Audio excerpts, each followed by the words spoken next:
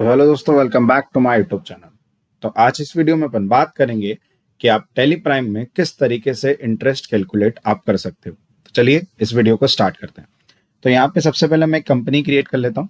तो यहाँ पे अपन F3 प्रेस करके देन क्रिएट कंपनी में चले जाते हैं और यहाँ पे मैं कंपनी का नाम डाल देता हूँ इंटरेस्ट कैलकुलेशन। ठीक है, तो मैंने एक कंपनी क्रिएट करी interest calculation, then control A से मैंने इसको एक्सेप्ट कर दिया।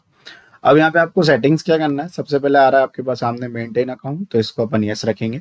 दान फिर आ रहा है इनेबल बिल वाइज एंट्री, यहाँ पे आप इसको नो कर दीजिएगा। दान फिर कॉस्ट सेंटर, इसको भी अपने को नो करना है। फिर आता है इनेबल इंटरेस्ट कैलकुलेशन, इसको आपको यहाँ पे यस करना है क्योंकि अपने को इंटरेस्ट कैलकुलेशन करना सीखना है। ठीक है, उसके बाद यहाँ पे अब अभी अपन मैं सारे ऑप्शन यहाँ पे नो कर देता हूँ क्योंकि मुझे इन वाले ऑप्शन की अभी जरूरत नहीं है और मैंने यहाँ पे एक्सेप्ट कर दिया। ठीक है, अब अपन एक एग्जाम्पल लेते हैं कि मेरे पास एक बंदा है रोहित नाम का, जिसको मैंने 10,000 रुपये उधार दिए 2 महीने के लिए। ठीक है, और मैंने उसको बोला है कि इसमें भाई तेरा 10% का ब्याज लगेगा। तो अब अपन इसमें किस तरीके से एंट्री पास कर सकते हैं, एक तो उसको जो अपन लोन देंगे उसकी एंट्री पास करना, दूसरा जब वो अपने को लोन देगा, जब अपने को लोन दे देगा वापस से अपने को, वो जो पेमेंट कर देगा तो उस पर कितना परसेंट ब्याज लगा, कितने रुपए का ब्याज लगा, तो वो ब्याज कैसे अपने को रिसीव होगा, तो वो आज अपन सब इस वीडियो में देखेंगे। ठीक है, तो सबसे पहले अपन बात करते हैं कि जब मैंने रोहित को पेमेंट दिया, यानी कि जब मैंने रोहित को लोन दिया, तो उसकी एंट्री अपन यहाँ पे कैसे कर सकते हैं। तो यहाँ पे अपन जाएंगे वाउचर्स में। ठीक है, गेटवे ऑफ टैली के यहाँ पे वाउचर्स में जाना है और यहाँ पे मुझे अपने को पेमेंट की लगानी है F5 की, क्योंकि सीधी सी बात है अपन उसको जो है पैसा दे रहे हैं, अपन उसको लोन दे रहे हैं। ठीक है, तो यहाँ पे अपन पेमेंट की लगाएंगे और डेबिट साइड में यहाँ पे अपन क्रिएट करेंगे Alt+C से रोहित का लेजर। तो यहाँ पे अपन क्रिएट कर लेते हैं रोहित, या फिर यहाँ पे मैं लिख देता हूं लोन टू रोहित। यहाँ पे मैं रोहित को लोन दे रहा हूं। अब अपन बात करेंगे कि ये किसके अंडर में जाएगा। तो यहाँ पे आएगा लोन, बट आप देखोगे जैसे ही मैंने यहाँ पे लोन लिखा तो राइट हैंड साइड पे यहाँ पे लोन के नाम से जनरली ऊपर आप देखोगे दो नाम आ रहे हैं। पहला आ रहा है loan and advance, then second आ रहा है लोन्स और उसके आगे लिखा है लायबिलिटी। तो अब मेरी बात समझो, यहाँ पे अपन रोहित को लोन दे रहे हैं, ना कि अपन रोहित से लोन ले रहे हैं। अगर अपन रोहित से लोन ले रहे होते तो यहाँ पे आता लायबिलिटी, बट अपन रोहित को लोन यहाँ पे दे रहे हैं तो यहाँ पे आएगा लोन एंड एडवांस असेट्स। ठीक है, क्योंकि एक प्रकार की अपनी ये असेट्स कहलाएगी। देन एंटर, उसके बाद आ रहा है एक्टिवेट इंटरेस्ट कैलकुलेशन। तो यहाँ पे आपको इसको कर देना है यस, क्योंकि हाँ अपन इस पे इंटरेस्ट लगाएंगे, अपन इस पे ब्याज लगाएंगे 10% का, तो अपन इसको यस कर देते हैं। देन उसके बाद यहाँ पे आपके सामने दो ऑप्शन आ रहे हैं, तो अभी मैं इसके बारे में यहाँ पे आपको नहीं बता रहा हूँ, तो इसको आप अभी नो ही रहने दीजिएगा। यहाँ पे अभी आपको कुछ भी नहीं करना है। अब अपन बात करते हैं रेट की। तो इस पे रेट कितना लगेगा, इस पे रेट लगेगा 10%, क्योंकि अपन इसको 10% के हिसाब से अपन इसको लोन दे रहे हैं। उसके बाद यहाँ पे आ रहा है इंटरेस्ट स्टाइल, जिसमें 4 ऑप्शन आ रहे हैं। पहला आ रहा है 30 डे मंथ, फिर आ रहा है 365 डे मंथ, फिर आ रहा है कैलेंडर मंथ और फिर आ रहा है कैलेंडर ईयर। देखो अगर अपन लेते हैं 30 डे मंथ, तो ये क्या होगा, हर 30 दिन के हिसाब से रहेगा। ठीक है, 30 दिन के हिसाब से, जैसे 30 दिन कंप्लीट हुए उसके बाद ये ब्याज लगा देगा 10%, फिर 30 दिन कंप्लीट हुए फिर ये ब्याज लगा देगा। फिर क्योंकि ऐसा क्यों, क्योंकि देखो होता क्या है कि अपने जो हर मंथ होते हैं वो हर मंथ अपने 30 दिन के नहीं होते। ठीक है, कोई मंथ अपना 31 दिन का होता है, कोई मंथ अपना 28 दिन का होता है, कोई मंथ अपना 29 दिन का होता है, कोई मंथ अपना 30 दिन का होता है। तो ये मंथ के हिसाब से नहीं चलेगा, ये चलेगा हर 30 दिन के हिसाब से, इसको मंथ से कोई लेना देना नहीं होगा। उसके बाद सेम इसमें भी ये इसमें भी आ रहा है 365 डे ईयर, कि भैया ये 365 दिन के हिसाब से चलेगा, क्योंकि अपना हर साल 365 दिन का नहीं होता ना, अपना कोई साल 366 दिन का भी होता है 4 साल बाद जो आता है। ठीक है, तो ये 365 डे के हिसाब से चलेगा। फिर आता है कैलेंडर मंथ, यानी कि मंथ के हिसाब से चलेगा, कि अपना मंथ में आप कितने भी दिन हो, 28 दिन हो, 29 दिन हो, 30 दिन हो, 31 दिन हो, ये मंथ के हिसाब से चलेगा। वही सेम आ रहा है कैलेंडर ईयर, कि ये ईयर के हिसाब से चलेगा और उसमें 365 दिन हो या उनसे 366 दिन हो। तो इसलिए यहाँ पे जनरली जो होता है वो होता है 30 डे मंथ। तो यहाँ पे मैं 30 डे मंथ ले लेता हूँ, देन एंटर प्रेस कर देता हूँ। उसके बाद यहाँ पे आ रहा है इंटरेस्ट बैलेंस, जिसमें 3 ऑप्शन आ रहे हैं।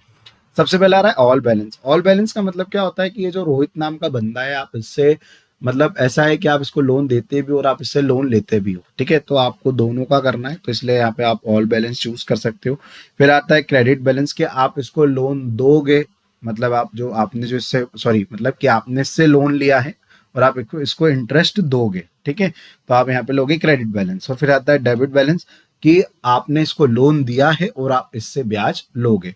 तो सीधी सी बात है, अपन ने इसको लोन दे रहे हैं, उससे अपन ब्याज लेंगे, तो इसलिए अपन यहाँ पे लेंगे डेबिट बैलेंस ओनली। और यहाँ पे आप इसको कंट्रोल से एक्सेप्ट कर दोगे तो अपन ने इसको जो है 10,000 रुपए का अपन ने इसको लोन दिया है, तो 10,000 रुपए लिख दिए। क्रेडिट में आ जाएगा कैश, कैश से या बैंक से जिससे भी आप लोन दे रहे हो, मैंने यहाँ पे कैश लिख दिया, देन कंट्रोल से एक्सेप्ट। तो ये हो गई अपनी लोन देने की, अपन ने इसको लोन दिया है, ठीक है, और अपन ने उसकी एंट्री यहाँ पे कर दी, ठीक है। अब क्या हुआ, अपन ने इसको 2 महीने के लिए दिया, यानी कि मैंने जो इसकी एंट्री करी वो मैंने करी 1 अप्रैल 2024 को। बैक आ जाते अपन। तो अब क्या हुआ, 1 अप्रैल 2024 से 1 मई तक इसका 1 मंथ हो गया, ठीक है। फिर वही 1 मई से 1 जून तक इसका 2 मंथ हो गया। अब हुआ क्या, रोहित आया मेरे पास 1 जून को कि भैया मैंने आपसे 2 मंथ के लिए पैसे लिए थे, अब वो पैसे जो है मुझसे वापस ले लो। मैंने कहा ठीक है भाई दे दे।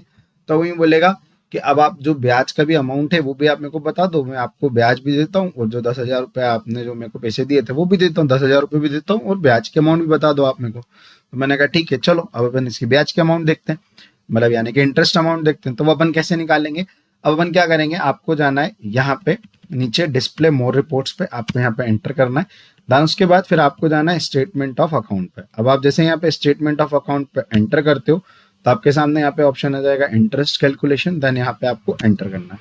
तो यहाँ पे आपके सामने 2 ऑप्शन आ रहे हैं, पहला आ रहा है इंटरेस्ट रिसीवेबल, देन सेकंड आ रहा है इंटरेस्ट पेबल।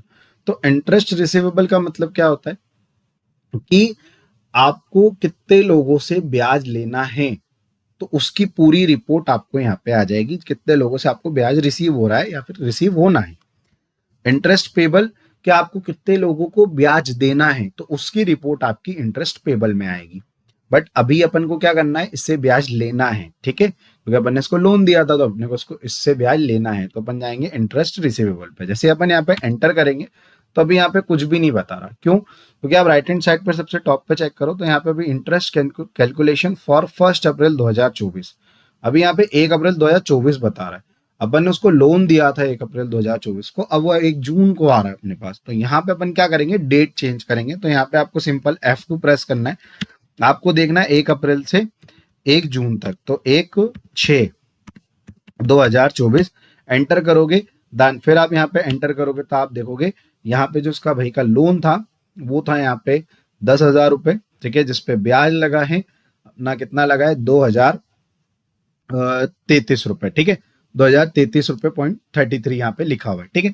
तो ये जो है इसका ब्याज का अमाउंट है। अब अपन उसको बोल देंगे कि भाई तेरा इतना ब्याज है, अब वो तुम्हें को चुका दे। तो बोले ठीक है आप मुझे ये पैसा ले लो, ठीक है। बट अब यहाँ पे आप देखोगे कि यहाँ पे जो आपको ये जो इंटरेस्ट अमाउंट बता रहा है, ये सिर्फ आपको बता रहा है, इसने कैलकुलेट करके आपको बताई है, ये आपके रिकॉर्ड में इफेक्ट नहीं करेगी। तो पहले आपको आपके रिकॉर्ड में ये शो करना पड़ेगा कि रोहित का इतना ब्याज बना है, ठीक है। तो उसके लिए अपन क्या करेंगे, अपन जाएंगे बैक, ठीक है, एस्केप बटन से आप आ जाओ डायरेक्टली ने गेटवे ऑफ टेली पे, यहाँ पे आप जाओ वाउचर्स में, ठीक है। वाउचर्स में जाने के बाद यहाँ पे सबसे पहले आपको वो इंटरेस्ट शो करना है, ठीक है। तो यहाँ पे आपकी F7 की यहाँ पे आपकी की लगेगी, यहाँ पे मैंने F7 प्रेस किया और डेबिट में आएगा लोन टू रोहित, ठीक है। यहाँ पे आप जो भी रोहित का अपन ने लेजर बनाया था लोन टू रोहित, तो कितना ब्याज हुआ था, इसका ब्याज हुआ था 2,033.33, ठीक है, इतना इसका ब्याज हुआ था, जो कि आपकी जो ब्याज अमाउंट हो रही है इसकी रोहित की यहाँ पे आप लिख दो। देन क्रेडिट में आपको यहाँ पे क्रिएट करना है, Alt+C से भी आप क्रिएट कर सकते हो, देन यहाँ से भी आप कर सकते हो, मैं Alt+C प्रेस कर देता हूँ। यहाँ पे आपको क्रिएट करना है इंटरेस्ट, या फिर अपन यहाँ पे लिख देते हैं REC यानी कि रिसीव इंटरेस्ट, ठीक है। इंटरेस्ट रिसीव का यहाँ पे आपको एक लेजर बना देना है, सॉरी यहाँ पे आपको इंटरेस्ट रिसीव का आपको यहाँ पे एक लेजर बना देना है, ठीक है, जो कि ये जाएगा आपके इनडायरेक्ट इनकम में, क्योंकि ये एक प्रकार की आपकी कमाई है, आपकी इनकम है, तो इसलिए यहाँ पे जाएगा इनडायरेक्ट इनकम और इसको आप कंट्रोल ऐसे यहाँ पे एक्सेप्ट कर दो। देन और उसके बाद यहाँ पे भी आप इसको कंट्रोल ऐसे एक्सेप्ट कर दो। तो ये जो है आपका यहाँ पे इंटरेस्ट रोहित का शो हो चुका है। अब रोहित ने अपने को इतने पैसे जो भी उसके बन रहे हैं 10,000 और ये इंटरेस्ट के अमाउंट मिला के उसने मुझे पैसा दे दिया। तो अब वो मुझे पैसा रिसीव हुआ है, ठीक है। तो सीधी सी बात है, रिसिप्ट की लगी थी, तो यहाँ पे मैं प्रेस करूंगा F6 क्योंकि मुझे रिसीव हो रहा है। तो क्रेडिट में आएगा लोन टू रोहित, कितने रुपए इसके रिसीव हुए मुझे, इसके रिसीव हुए 12,033 रुपए .33, क्योंकि इसका 10,000 रुपए का लोन था और 2,033 रुपए .33 जो था इसका ब्याज था। तो ये पैसा मुझे इससे रिसीव हो गया। अब जैसे कैश से हो रहा हो, बैंक से हो रहा हो, मैं यहाँ पे कैश कर देता हूँ, देन कंट्रोल ए से एक्सेप्ट। तो ये एंट्री मेरी यहाँ पे कंप्लीट हो चुकी है।